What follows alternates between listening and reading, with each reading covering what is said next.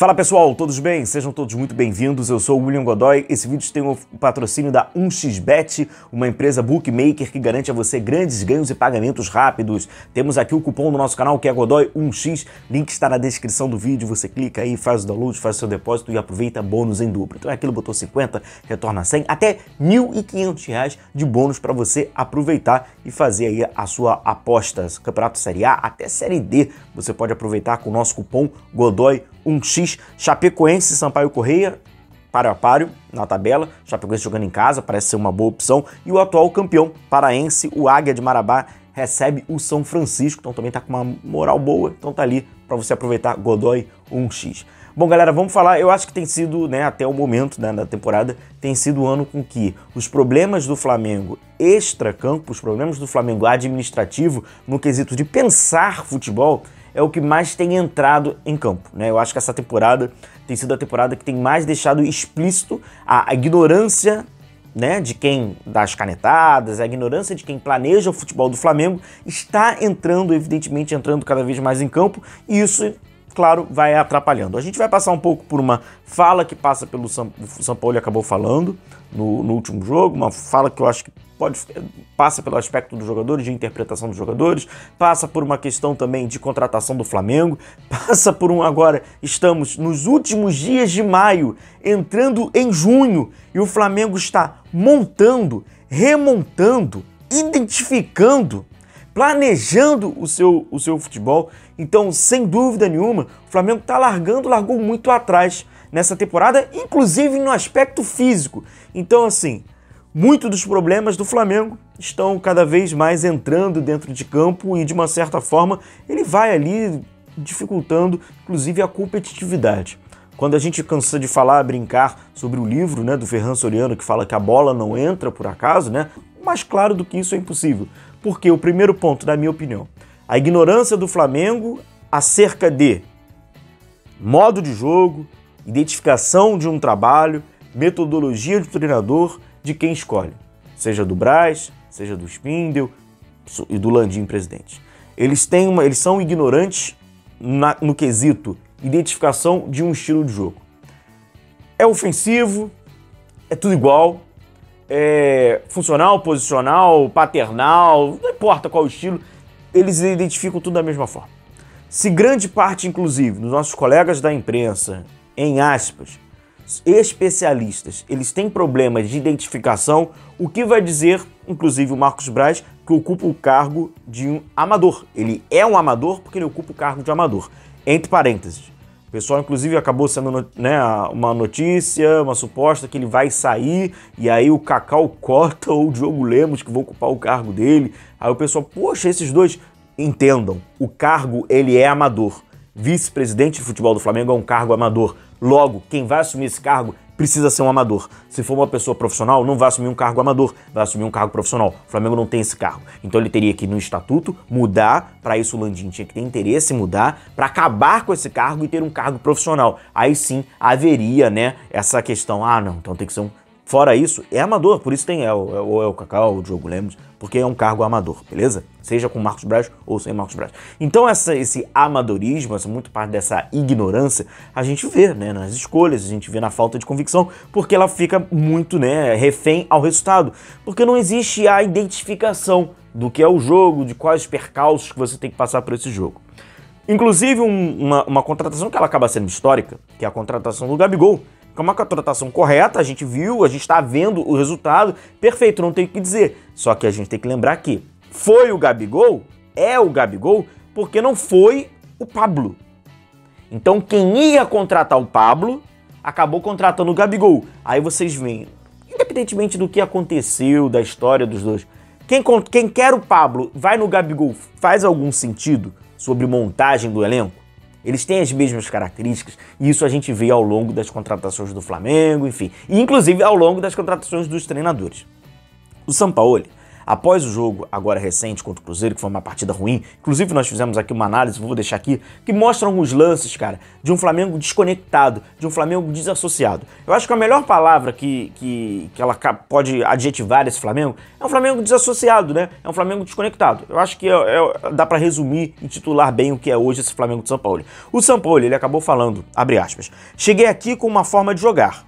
Os jogadores estão interpretando. Em alguns momentos fazem, em outros não. Perfeito. Quem contratou o Sampaoli, né, para substituir o Vitor Pereira, tem que saber que o estilo do técnico de Sampaoli, ele é um treinador muito autoral, né? Ele tem um estilo de jogo muito autoral. Você, quando assiste um jogo do Sampaoli, você consegue falar, pô, esse aqui, sei não, hein? Mesmo sem saber que é o time do Sampaoli. Eu acho que isso aqui é do Jorge Sampaoli, hein? Porque é muito característico, é muito autoral. Não é um treinador de pegar a sequência de um trabalho, apesar da herança ter sido ruim do Vitor Pereira, mas mesmo se fosse boa, não é um treinador de receber um time e aquilo, vai dando conta ali e tal. Ele vai mudar, ele tem uma maneira autoral. Então quem contratou, seja o Marcos Braz, o Landim, no caso, que gosta do Sampaoli, gosta, não sei, mas enfim, ele gosta ali do Sampaoli, ele tem que saber isso. Então haverá problemas. Dentro de um Flamengo racional, de um Flamengo com uma saúde, de um Flamengo com uma gestão, né, correta, de um Flamengo profissional, de um Flamengo com uma estrutura de... É aquilo, você tem que instigar, motivar os jogadores, obstinado sempre a vencer, já haveria uma certa dificuldade de um treinador com um modelo de jogo bem autoral ser aplicado durante a temporada com deficiências do elenco. Então, dentro de uma estrutura normal, já aconteceria isso. Agora, vamos trazer a realidade. Eu não vou esconder a realidade para vocês, torcedores, porque isso seria uma covardia. Inclusive, eu acho que as pessoas, elas têm muito melindre de falar a verdade, talvez por falta de personalidade, ou talvez até por falta de chegar. Mas tem que ser sincero. Dentro desse organograma hoje do Flamengo, que a gente vê uma gestão confusa, nebulosa, muita acomodação, muita gratidão, é necessária essa gratidão, afinal de contas você consegue inclusive cargos públicos oriundos das gratidões esportivas e naturalmente passa pelos jogadores, então é natural que você tenha um certo, né, você tem que tratar de uma certa, tá pisando em ovos, enfim. E aí dentro disso, um elenco desfacelado, com problemas nítidos tecnicamente dentro do elenco, e também físicos, ou se você preferir, principalmente físicos, que vão passando também por elenco, tem essa dificuldade da interpretação. Dentro disso, o aspecto a interpretação é o famoso tô afim e não tô afim, que faz parte, que é um resultado também dessa gestão. Então, é claro que, com a chegada do Sampaoli, após a saída do Vitor Pereira, por ser um treinador autoral, as coisas para irem muito no piloto automático, é trabalhar com roleta. A roleta, ela tá ali para você. Você pode ganhar sim, mas a probabilidade de você ganhar, ela é menor do que de você perder. Por isso que é uma roleta. Então, é natural. Todos esses caminhos são naturais.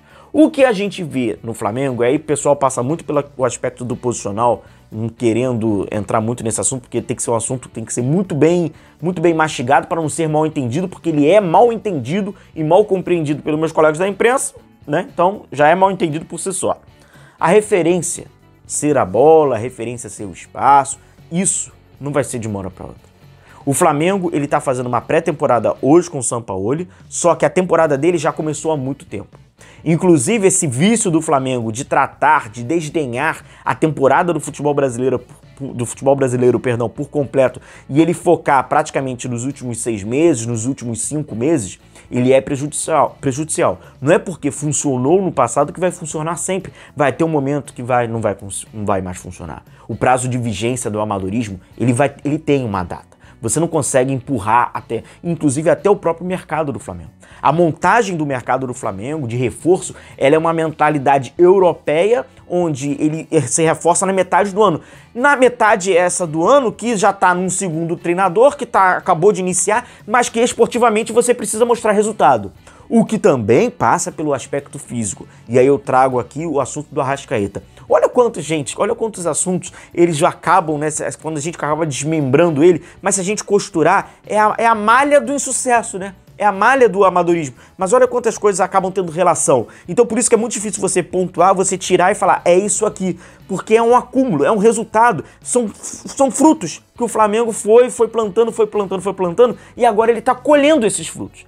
Questão do Arrascaeta. que agora chega em junho. Ele tem 25 minutos disputados na competição mais importante do Flamengo no ano, que é a Copa Libertadores da América, que era a oportunidade do Flamengo de ser o seu quarto título, de ser o time brasileiro com o maior número de títulos, ultrapassando clubes que estavam à frente dele há anos. São Paulo, ultrapassando o Santos.